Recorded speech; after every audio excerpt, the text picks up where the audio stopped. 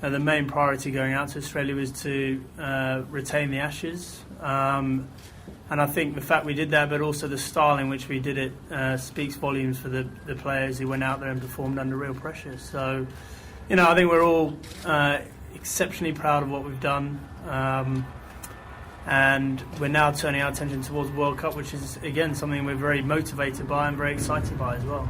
Obviously, it's been a very long time away from home. You're only going to get about 4 nights back here. Are you jaded at all, tired going into the World Cup, and given the results, do you feel you're on the back foot slightly? Look, a little bit jaded because we've just been on the plane for 24 hours. But other than that, look, I think the atmosphere in a World Cup is going to be very intoxicating and motivating. All the best players in the world will be there. And ultimately, any one team is going to walk away with that World Cup. So the thought of that being us is very exciting. Of course, we would have liked to have won the one-day series in Australia as preparation, but in some ways, some of our players haven't been involved and have had an opportunity to get a bit of a rest through the fact they're injured. They're going to come back into the fold and hopefully add a huge amount of impetus for us moving forward.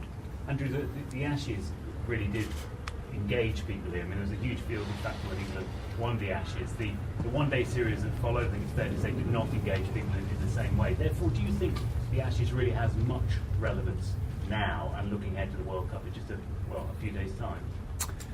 The fact that we won the Ashes? Well, just the feel-good factor that was certainly there, 5-6 weeks ago. Sure. In some ways, inevitably, it's been dissipated because the one-day series has gone on for so long and the way it did. I mean, the nature of international cricket is you always move on to the next thing. So, when we're old and grey, we'll sit down and look over the footage of that Ashes series and still be very proud of what we've achieved. And it will go down as one of the highlights, if not the highlight of our career. But now's not the time to look back on it. Now's the time to look forward to the World Cup.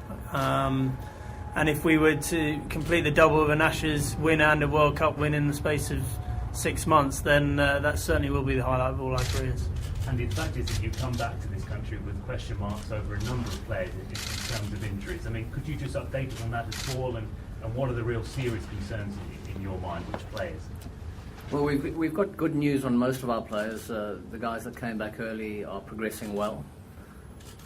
The one most important injury that you guys are probably unaware of is that Owen Morgan won't be going to the World Cup. He needs to be operated on. His finger needs to be operated on. So that's a serious loss to us. He's been a very influential limited overs performer for us since he joined the England team. But Ravi Bopara, who's an exciting young cricketer in his own right, is going to be joining us. He's flying back from the West Indies, where he is where he's playing cricket with the Lions at the moment, and he'll be arriving back in the country tomorrow morning, and then joining us on the flight out to Dhaka. I mean, Owen Morgan is, that is news to us here, but he is probably the one batsman most people would see around the world, the most exciting one-day batsman for England. I mean, in a sense, he's irreplaceable, isn't he, in the lineup for the World Cup?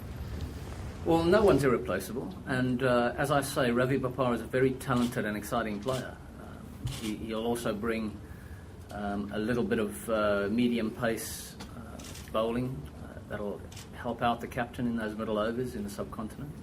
So we're confident that the 15 guys that we've got out there will gel together and perform powerfully.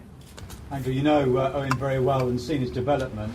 He was so looking forward to the World Cup, having not played that much in Australia. Obviously a real huge setback for him. Yeah, absolutely. I mean, over the last 12 or 18 months, he's been the standout batsman for us in one-day cricket, and I think we all see the World Cup as a forum in which to kind of showcase your talents and your skills. So he's bitterly disappointed to be missing out. But unfortunately, it's the nature of the beast that you're going to get injuries, and he's just come along at a bad time for him.